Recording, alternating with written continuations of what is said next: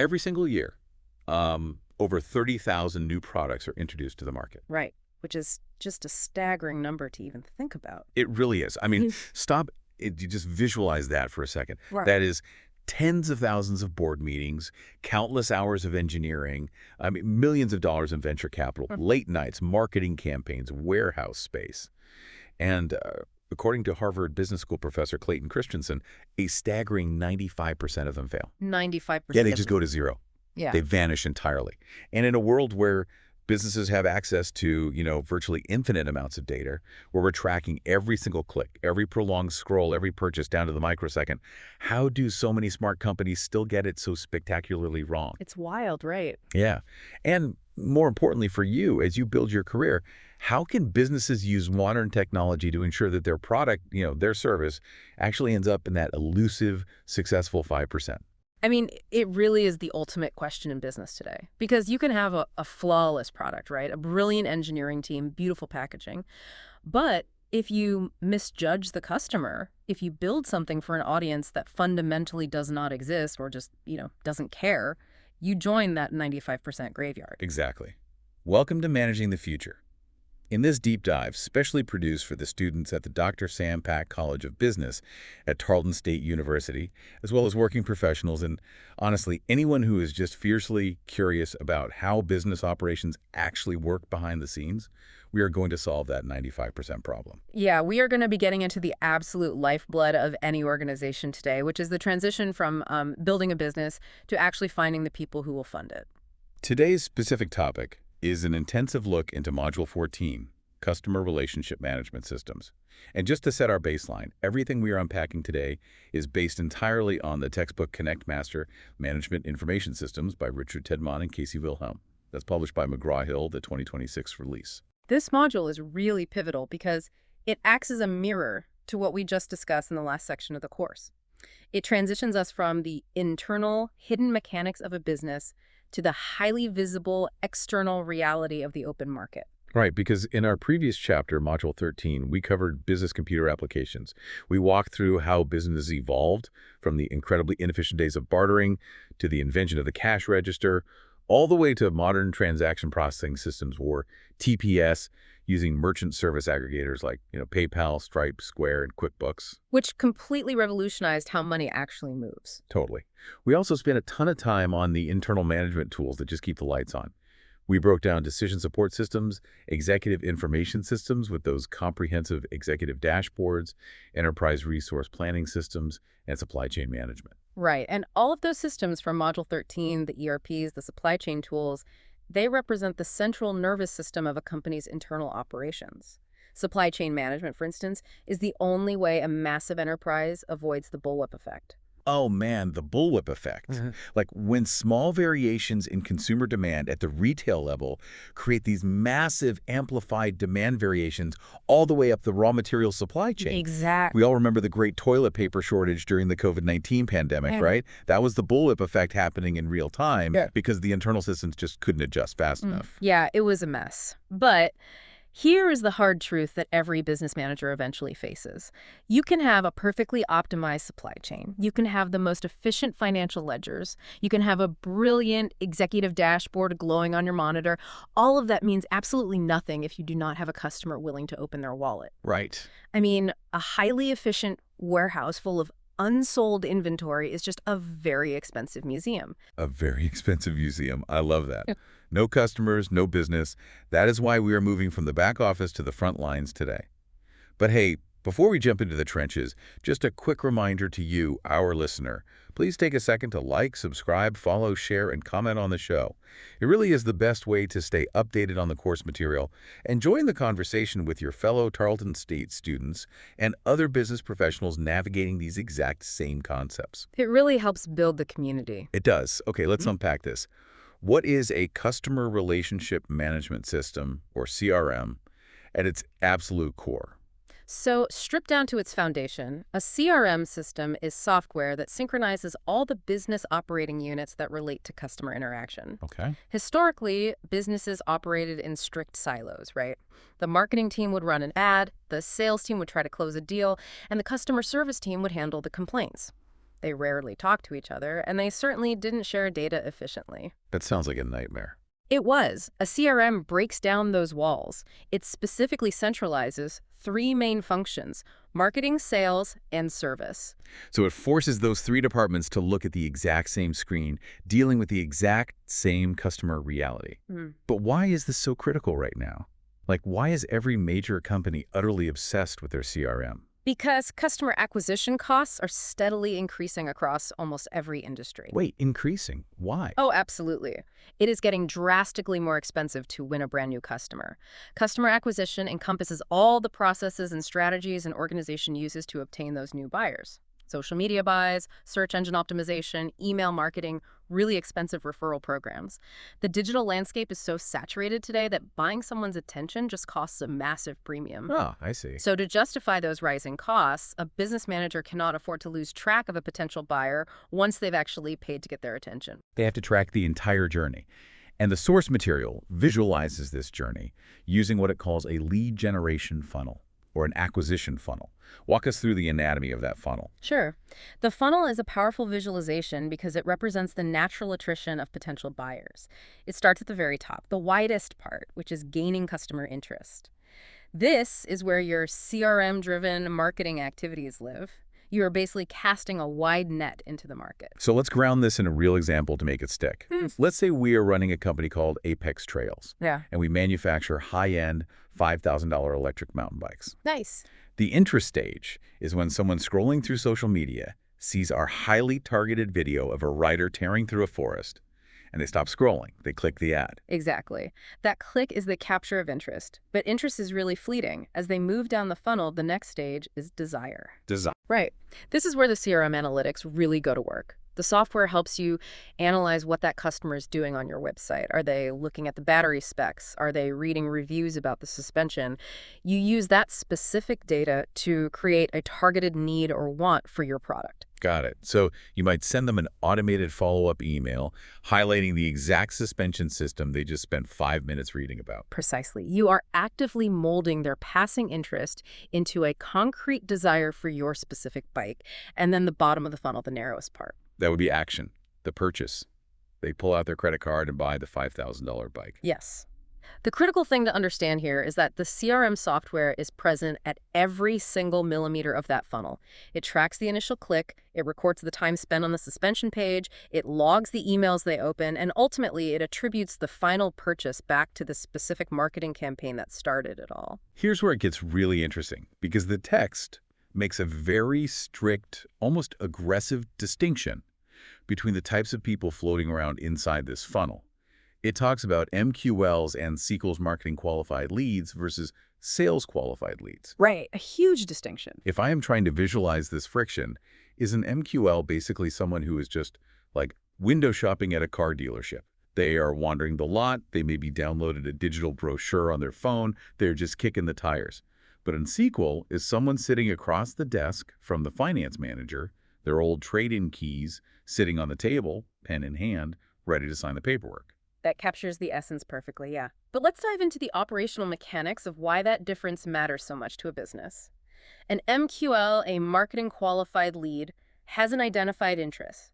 They have intentionally engaged with your brand, they gave you their email address for a newsletter, or maybe they visited your pricing page 3 times in a single week. Okay, so they're poking around. They are curious, yes, but they have not demonstrated the financial readiness or the immediate intent to actually buy. And SQL Sales Qualified Lead has been formally vetted by the organization.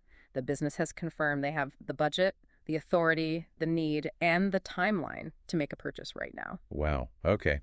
I imagine the fastest way to destroy a sales department's morale is to feed them a steady diet of MQLs disguised as SQLs. Oh, absolutely. It's fatal. Right. If I'm a sales manager and my team spends 40 hours a week aggressively calling people who just wanted a free PDF guide on mountain bike trails, they are going to burn out. They're going to waste company resources, and they are going to actively annoy people who might have got from us 3 years from now if we had just left them alone. That is the exact friction a CRM is designed to eliminate. If you confuse the window shopper with the ready buyer, you just hemorrhage money. A properly configured CRM system clearly identifies who is an MQL and who has crossed the threshold into becoming a SQL. How does it actually do that? It uses scoring models, giving points for opening an email, points for visiting the pricing page, points for watching a webinar. Once a lead hits a certain numerical score, the CRM automatically hands them over to the sales team. Okay, so we have our funnel, and we know who is just looking and who is ready to buy. But if I'm looking at a massive pool of thousands of leads, how do I actually talk to them? Because you clearly don't market a $5,000 mountain bike to a 19-year-old college student the same way you market it to a 55-year-old retired executive, even if they both want the bike. You don't. And if you try to use a one-size-fits-all message, you will fail miserably. This brings us to market segmentation. Okay, let's get into it. Market segmentation is the strategic process of dividing your entire pool of customers, both potential and existing, into distinct groups or segments based on shared characteristics. The textbook categorizes these traits into three main buckets: demographic, psychographic, and geographic. Let's break those down. Demographic is the baseline data, right? Age, income, education level, gender. Geographic is pretty obvious where they live. Are they in the mountains of Colorado or the flatlands of Florida? Exactly. But psychographic, that's the fascinating one.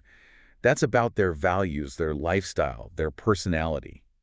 Do they view themselves as extreme adrenaline junkies? Or are they, eco-conscious commuters trying to reduce their carbon footprint? Yes. It's the why behind their identity. Yeah. And when you segment your market using those three dimensions, the financial impact is just staggering. The text highlights a statistic from Salesforce that every business professional should memorize. Segmented marketing campaigns generate an average 760% increase in revenue. Wait, 760%. Let's pause on that. That is not a marginal 5% optimization you tweak at the edges of a spreadsheet. That is a complete fundamental transformation of a business's bottom line. It is huge. It proves that when you stop yelling a generic message into the void and start having a highly personalized, relevant conversation with a specific group of people, they respond with their wallets. Yeah. But executing a 760% revenue increase requires the right technological foundation. Sure. The text outlines 4 critical factors a business professional must rigorously evaluate when selecting a customer segmentation tool for their CRM. What is the first hurdle they have to clear? Integration. Yeah. Your CRM cannot exist in a vacuum. It has to be able to efficiently link and ingest data from a wide variety of different sources. If your retail point-of-sale system in your brick-and-mortar store cannot communicate seamlessly with your email marketing software, your segmentation is going to be fractured and completely useless. Oh, man. You'll end up emailing a customer a discount code for a bike they already bought in your store yesterday. Exactly. Which makes the company look incredibly incompetent. Not a good look. What's the second factor? Data collection and analytical tools. This comes down to user friction. Is the interface intuitive? Can a marketing manager easily access the data and interpret it without needing to submit a ticket to the IT department?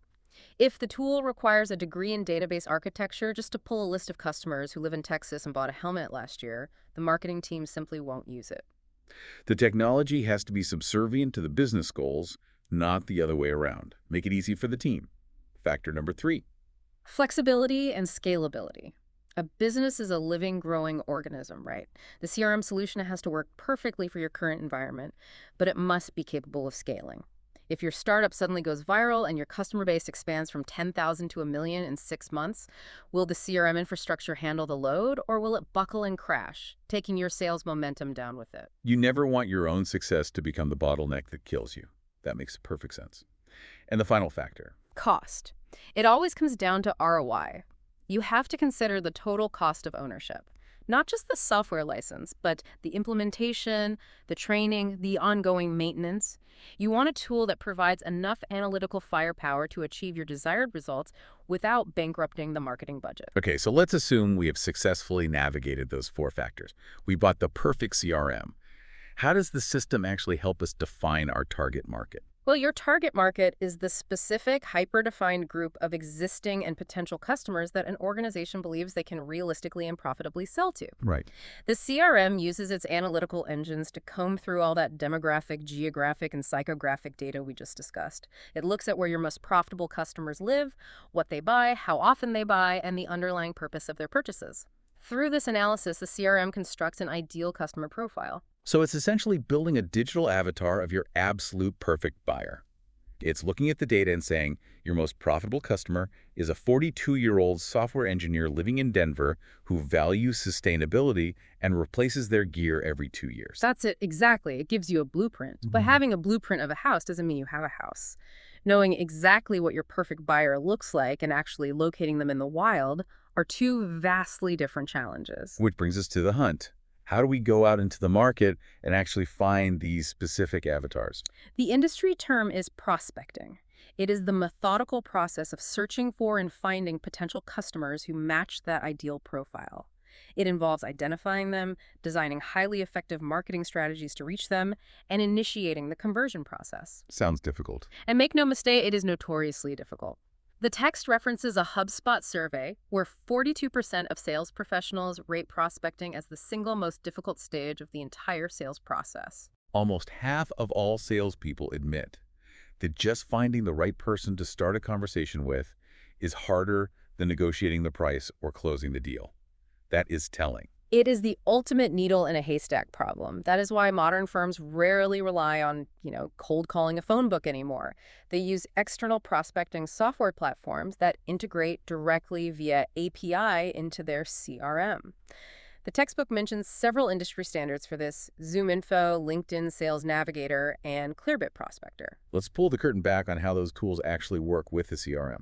If I'm selling enterprise software to hospitals, I can use LinkedIn Sales Navigator to say, show me every chief technology officer at a hospital with over 500 beds in the Midwest. It finds them and then pushes their contact information directly into my CRM as a new lead. Exactly. But once they are in the CRM, the text emphasizes a critical next step called qualifying. You cannot just unleash your sales team on every single name LinkedIn spits out. Qualifying is the rigorous process of determining whether or not an individual or a business actually makes financial sense to pursue. Because pursuing unqualified leads, as we discussed with MQLs and SQLs earlier, just destroys your return on investment. It really does. If our mountain bike company buys a list of 1,000 people who love outdoor sports, but we don't qualify them based on income, we might spend $10,000 marketing a $5,000 bike to college students who are struggling to pay for textbooks. I mean, the demographic interest is there, but the financial qualification is completely missing. The qualification process acts as a filter to protect your capital. It ensures that the time and money spent by the sales and marketing teams are directed exclusively at targets with a high probability of conversion. A sophisticated CRM gives management the visibility to distinguish between a casual prospect and a realistic, profitable sales opportunity. Okay, so the entire first half of this funnel, this whole journey we've been on, is aggressively focused on acquisition, finding new blood. But any seasoned business professional will tell you that you cannot build a sustainable company if you are just churning through new people and letting them walk out the back door. What happens to the customers we already fought so hard to win? Retaining and maximizing the value of existing customers is where a business actually generates its profit margins. Identifying the evolving needs, wants, preferences, and expectations of your current customer base is paramount. Right. CRM software is uniquely positioned to gather this intelligence. The text highlights 4 primary methods the system uses to uncover this information. Walk us through them. What's the first one? First, customer surveys. It sounds simple, but gathering direct, unfiltered feedback about a product's performance or a service experience provides invaluable data for future decision-making. Okay, straightforward. Number 2. Second is social media integration. Modern CRMs plug directly into social platforms. They monitor what your customers are saying about your brand in real time, capturing sentiment and interaction outside of your official channels. So if a customer is complaining on X, formerly Twitter, about our bike's battery dying, the CRM logs that against their specific customer profile, even if they never officially emailed our support team, that is powerful. What is the third method? Monitoring procurement methods. This is all about analyzing the friction in how they buy. How so? Well, are they exclusively shopping through your mobile app while riding the train? Do they browse online but only finalize the purchase in a physical retail store? By anticipating their preferred shopping methods, tracking how frequently they make a purchase, and analyzing their specific spending habits, a business can remove barriers to purchase and drastically increase profitability. Makes total sense. Reduce the friction, get the sale. And the fourth method? Analytics. Taking all that survey data, social media sentiment, and procurement history, and using the CRM's computational power to uncover hidden trends across thousands or millions of customers. So we are sitting on this mountain of intelligence about our current customers. How do we translate that into an actionable strategy? How do we actually interact with them without being annoying? A well-designed CRM strategy for customer interaction rests on 4 foundational pillars. First, you must monitor interactions. You need empirical data on which communication methods actually work. Okay, give me an example. Do your customers ignore emails, but respond instantly to SMS text messages? Do direct mail catalogs drive more web traffic than digital banner ads? You monitor to optimize. Got it. Second pillar. Treating customers as individuals, this is non-negotiable. Every single time a customer interacts with your brand, that data must flow into a unique, centralized, individual contact record. They cannot be a nameless transaction ID. They must have a comprehensive history attached to their profile. That feels like common sense, but I know so many companies get it wrong. Pillar number 3. Automation. At scale, humans cannot remember to follow up with 10,000 people. The CRM takes over the heavy lifting. It generates automatic email responses, schedules follow-up tasks for the sales team, and manages routine administrative communications without human intervention. And the final pillar. Customized communication, ensuring that the automated messages generated by the system are dynamically matched to the specific preferences and history of that individual customer. Here's where it gets really interesting, because in the real world, the word automation usually carries a negative connotation. True. You think of a robotic, generic, dear valued customer email that goes straight to the spam folder.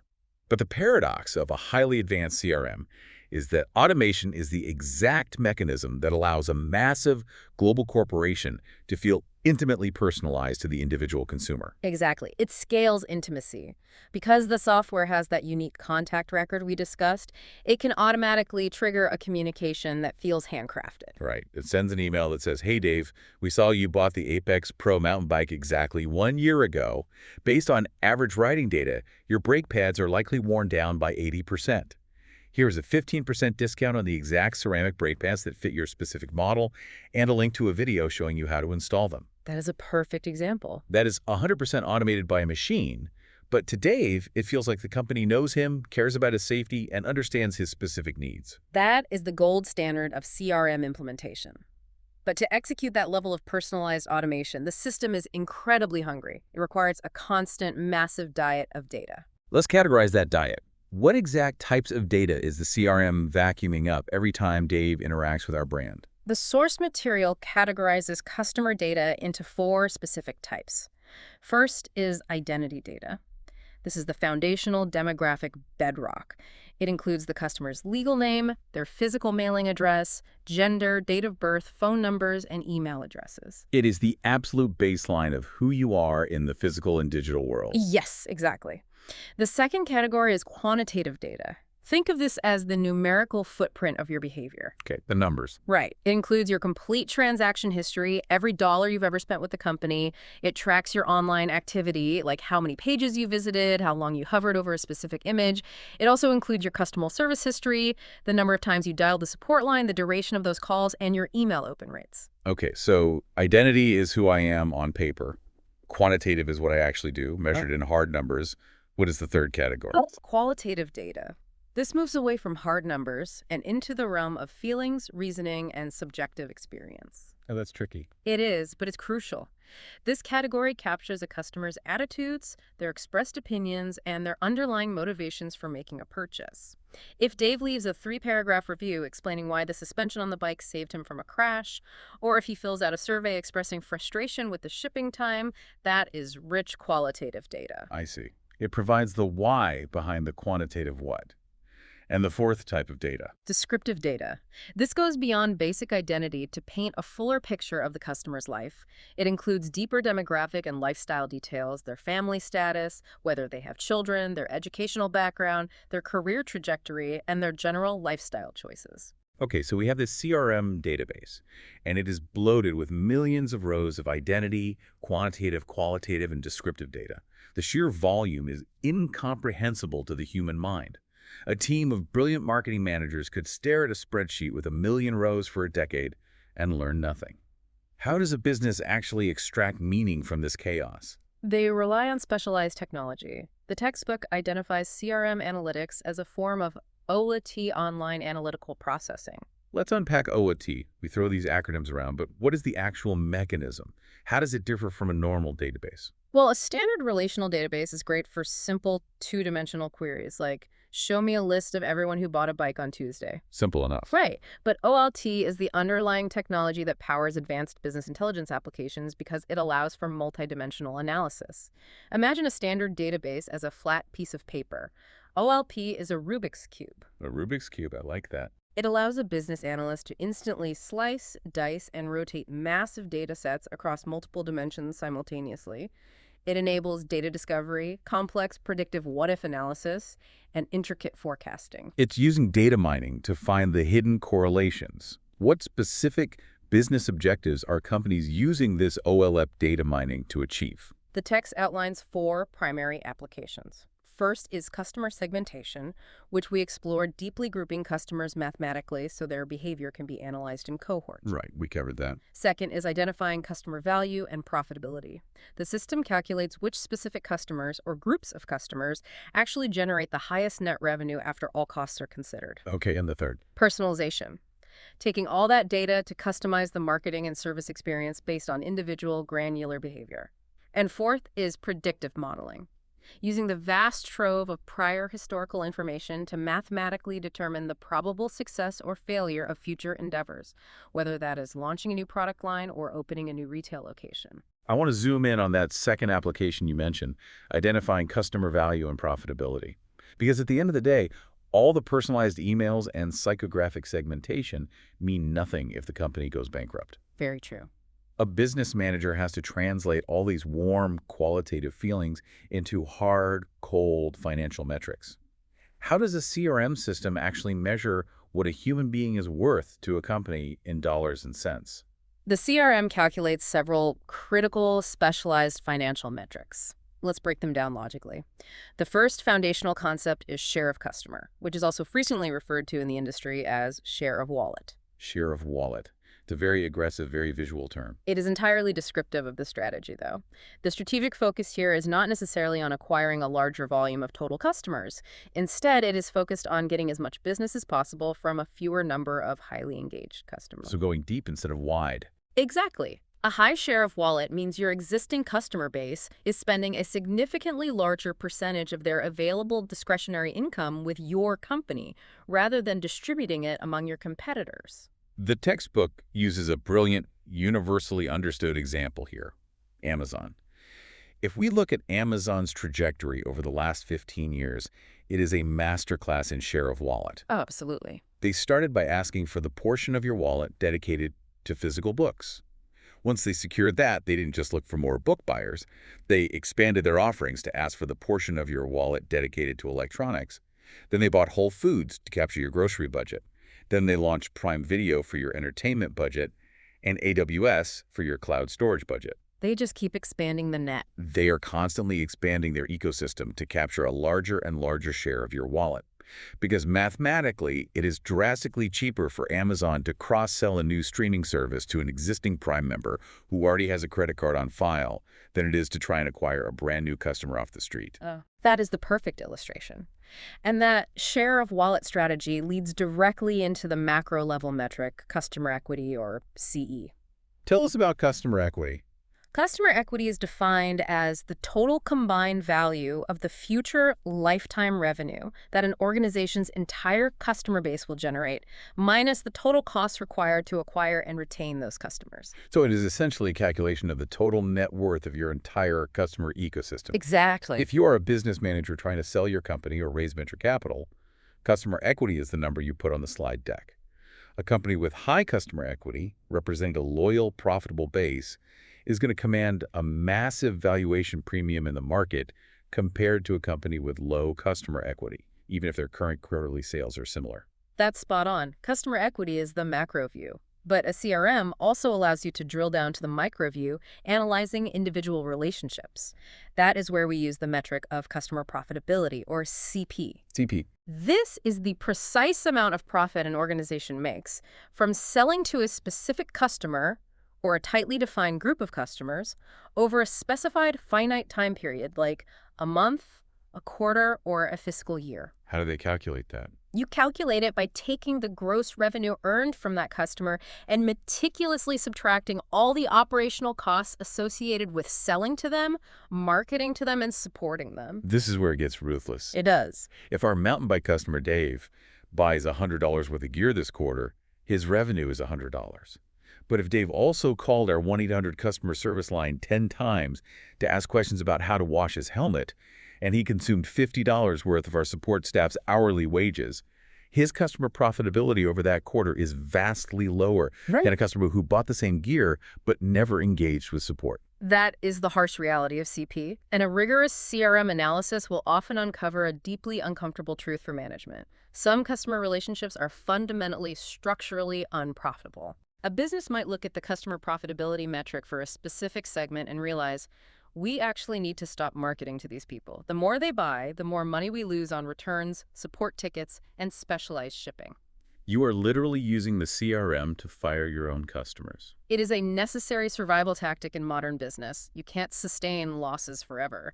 But the final, and arguably the single most important metric in the entire CRM ecosystem, is customer lifetime value, or CLV. How does CLV differ from the customer profitability metric we just discussed? It's all about the time horizon.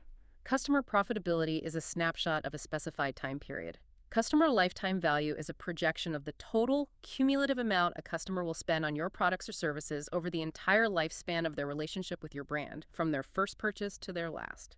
If we connect this to the bigger picture, why is CLV considered the holy grail of marketing metrics? Why does every CMO obsess over this number? Because CLV is the mathematical anchor that dictates your entire corporate strategy regarding acquisition versus retention. It tells you what you can afford. Give me a scenario. Sure. If your CRM calculates that the average CLV of a mountain bike customer is $10,000 over a 10-year relationship, you suddenly know exactly how much venture capital you are willing to burn today to acquire them. You might be willing to spend $1,000 in advertising just to acquire one customer, knowing you will make it back tenfold over the decade. Right. It justifies the upfront spend. Exactly.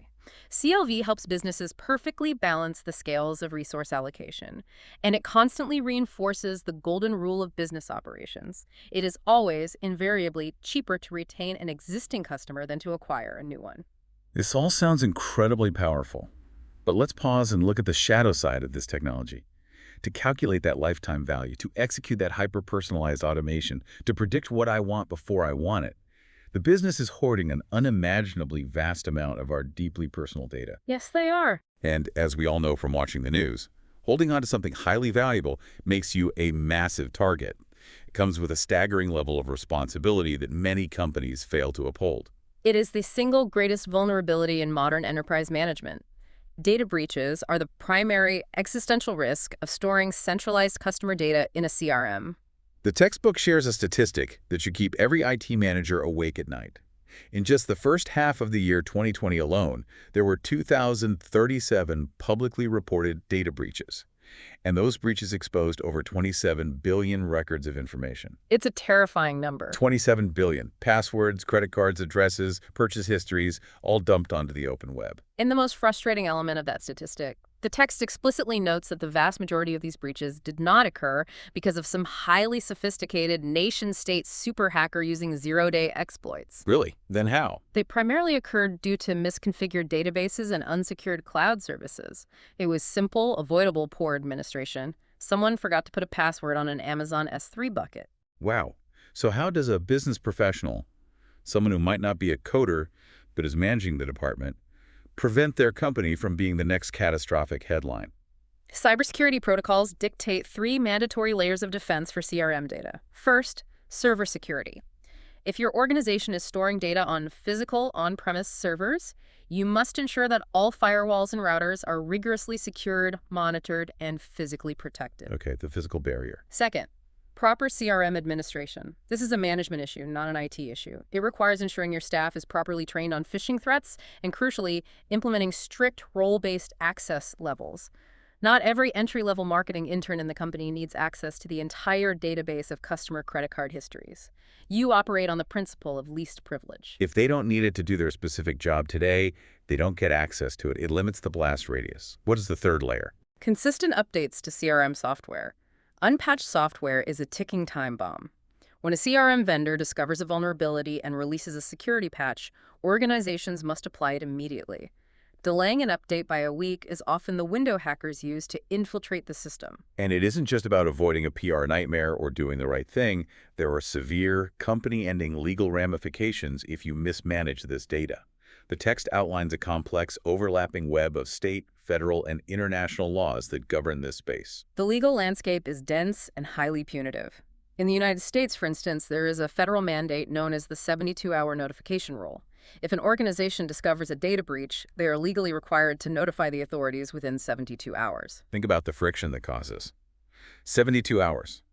For the moment an IT admin sees a weird spike in server traffic on a Friday night, the clock starts ticking. They have 3 days to figure out what was stolen, who was affected, and report it to the government, all while the company is in full panic mode. What other regulatory frameworks govern this space? There are several critical pillars. You have the Federal Trade Commission, specifically FTC Section 5, which grants the government broad authority to investigate and penalize companies for unfair or deceptive trade practices regarding how they handle consumer data. If you promise privacy and fail to deliver, the FTC can bring the hammer down. Okay, that's broad. What about specific industries? Then you have industry-specific laws, like the Gramm-Leach-Bliley Act, which imposes strict data protection requirements specifically on financial institutions. What about the data brokers who track our credit scores? That ecosystem is governed by the Fair Credit Reporting Act, which rigorously regulates how consumer credit information is gathered, distributed, and used by businesses. But the most significant shifts are happening at the state level, which are setting de facto national standards. The prime example is the California Consumer Privacy Act, or CCPA. The CCPA. That is the legislation that finally gave individuals the legal right to demand transparency. It gives you the right to ask a company, show me exactly what data you have collected on me, and more importantly, the right to demand, delete my data completely. It mandates radical disclosure and hands control back to the consumer. And finally, on the global stage, you have Europe's General Data Protection Regulation, the GDPR. Right. This is arguably the most massive, comprehensive framework governing data protection and privacy in the world. And crucially for American business students to understand, its jurisdiction extends far beyond Europe's borders. It governs the transfer of personal data outside the EU. So it affects us here. Absolutely. If a small e-commerce company in Texas sells a single T-shirt to a customer in France, that Texas company must comply with GDPR standards for that data, or face fines that can reach tens of millions of euros. So what does this all mean? We have discussed the technical safeguards, the firewalls, the massive legal frameworks like GDPR and CCPA. But let's elevate this to the ethical layer, because there is a vast, murky gray area here. There definitely is. Organizations collect our data for ostensibly legitimate CRM purposes, to understand our needs and serve us better. But then, a significant portion of those same organizations turn around and sell that highly detailed psychographic data to third-party data brokers who use it for their own entirely unrelated marketing purposes. Right.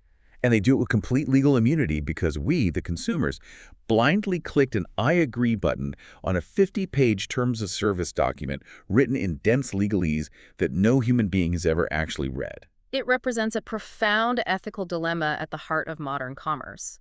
Consumers operate under the implicit expectation that the organization they are directly doing business with will act as a responsible steward of their personal information. But on an individual practical level, maintaining data privacy is almost impossible for a consumer to manage once they click that agreement. The legal right to sell the data is secured the moment the transaction begins. The ethical burden doesn't rest on the consumer to read 50 pages of legal jargon. I mean, the burden really falls on the organization, doesn't it? It absolutely does. It is entirely up to the business managers to determine what data they genuinely need to collect, how aggressively they will use it, and how transparently and honestly they communicate those policies to the public. Because legality doesn't always equal morality. Precisely. Just because selling a customer's descriptive data is buried on page 37 of the fine print and is technically legal under current law does not mean it won't instantaneously destroy years of consumer trust if it is exposed in an investigative report. Ethics in CRM is about choosing not to do everything you are technically capable of doing. It is a massive challenge for you, the listener, to navigate as you enter the workforce. You will be the ones making these decisions about what to do with the data you control. It's a big responsibility. Let's pivot slightly and return to that shocking statistic from the very beginning of our deep dive. The 95% product failure rate. We have spent a long time talking about how CRM manages people, how it segments them, how it tracks their lifetime value.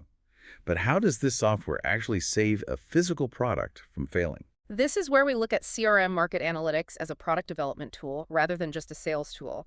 A modern CRM system is not just a digital Rolodex, it is a massive real-time feedback loop. Okay, explain that loop. By rigorously analyzing the behaviors, the support interactions, and the usage patterns of your current customers, businesses can drastically reduce that 95% failure rate before they ever launch the next iteration of their product. How does that work in practice? The text highlights 4 specific applications of CRM analytics for product survival.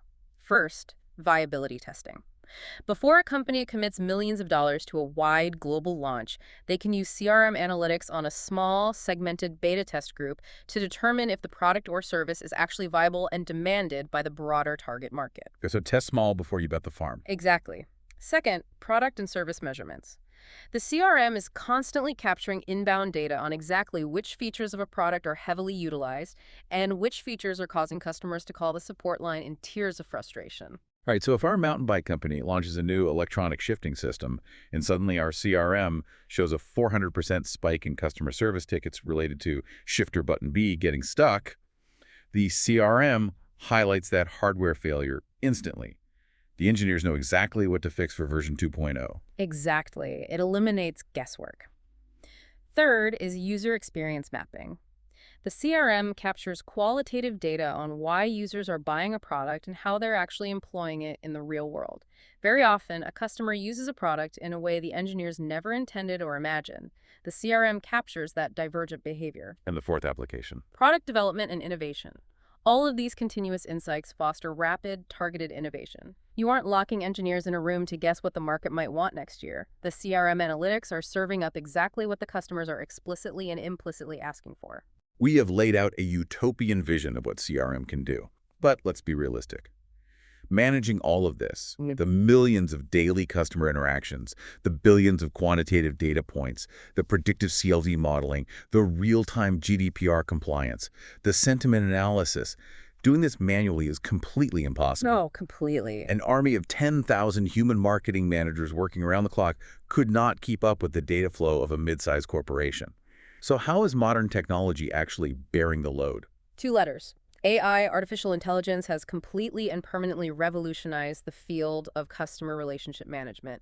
It is the engine that makes everything we've discussed today possible at scale. Let's break down exactly how AI is being deployed in CRM environments, starting with the most basic foundational task, just getting the raw data into the system accurately. We have to start with data entry and data cleansing. Historically, manual data entry by human workers was notoriously riddled with errors, poorly formatted source data, typos in email addresses, invalid mathematical calculations. Bad figure mistakes, essentially. Right. Today, AI implements sophisticated technologies like optical character recognition, or OCR, and natural language processing, NLP, working alongside machine learning algorithms to automate the ingestion of data with superhuman accuracy. But even if an AI is reading a scanned document perfectly and entering the data, the textbook emphasizes that we still desperately need data cleansing. Why?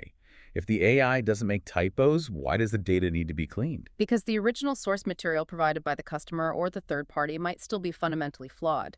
Data cleansing is the vital, automated process of finding and removing incomplete, duplicated, improperly formatted, or mathematically incorrect data from the CRM. Imagine the danger of one unchecked anomaly. If an automated system pulls a birth year as 1890 instead of 1990, and the automated marketing triggers a hyper-personalized campaign based on that bad data, the company looks foolish. Or worse, they violate a compliance law. AI and machine learning algorithms can analyze massive historical data sets in seconds to identify patterns and flag anomalies. It can instantly spot a duplicate contact record created by 2 different sales reps, or a mathematically impossible zip code entry and clean it up or merge it instantly, drastically increasing the probability of having a high-quality, actionable, clean data. Okay, so the AI ensures the foundation is solid and the data is clean. What happens next? The text introduces a concept called Customer Journey Optimization, or CJO.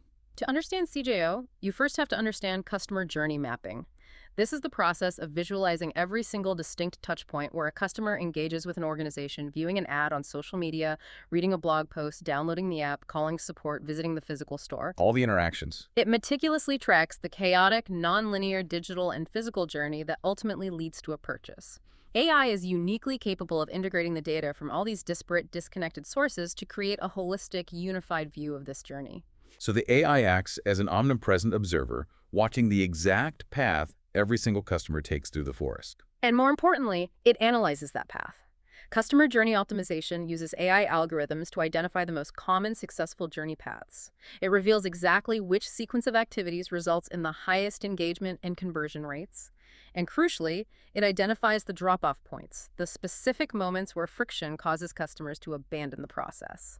So if our data shows that 80% of people who put our $5,000 bike in their digital cart abandon the purchase specifically on the shipping calculation page, the AI flags that exact page as the critical drop-off point. It tells management, fix the shipping interface or you lose the sale.